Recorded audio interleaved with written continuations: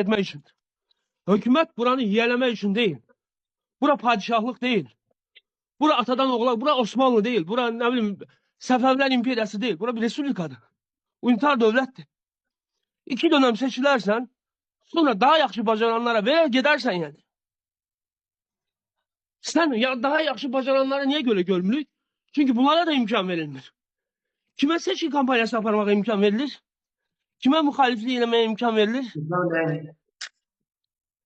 Kimə məsəl üçün tutaq ki, mediada yer ayrılır, sözünü deyə bilsin deyə biz dövlət başçısından və onun ətrafından başqa bir alternativ görə bilmirik. Biz xalq olaraq alternativ görə bilmirik. Çünki azad bir kanal yoxdur. İctimai kanal güya bunun üçün qurulmuşdu. O da yəni iqtisad kanalına çevrildi sonra. Təşəkkür edirəm mənə söz verdiyiniz üçün. Minnətdaram. Var olasın qardaşım. Çox sağ ol. Çox gözəl. Hadisədən biraz kənara çıxdım. Üzr istəyirəm. Bəlkə də